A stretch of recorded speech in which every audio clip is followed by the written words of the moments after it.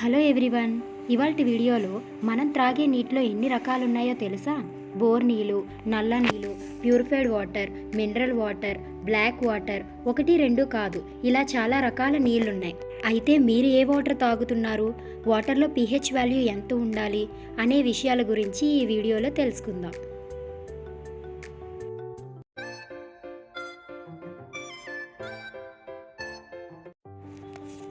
2 hydrogen అణువులు, ఒక oxygen అణువు కలిస్తే ఒక నీటి అణువు ఏర్పడుతుంది. ఇలాంటి లక్షలాది అణువులు కలిస్తే ఒక నీటి బిందువు ఏర్పడుతుంది. ఇలాంటి నీటిని మనమందరం తాగుతాం. త్రాగే నీటి స్వచ్ఛతను pH విలువతో కొలుస్తారు. pH విలువ 6.5 నుంచి 7.5 మధ్యలో ఉంటే ఆ నీటిని సాధారణ నీరు అంటారు.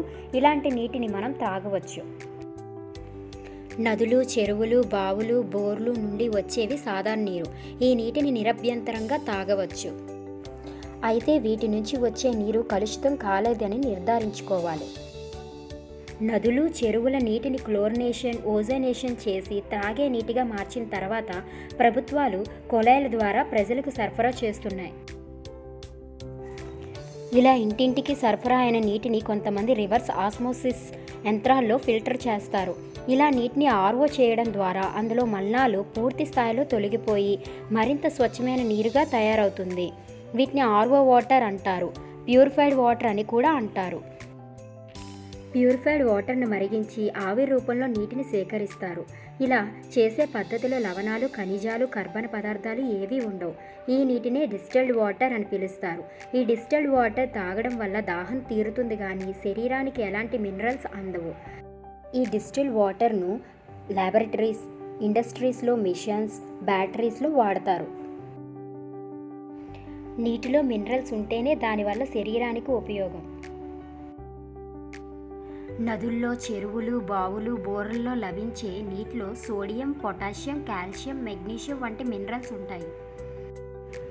అయితే అవి శరీరానికి ఎంత కావాలో అంత మొత్తంలో అందితేనే మంచిది. నీటిలో ఎన్ని మినరల్స్ ఉండాలి, ఎంత మొత్తంలో ఉండాలి బ్యూరో ఆఫ్ ఇండియన్ స్టాండర్డ్స్ నిర్దేశించింది.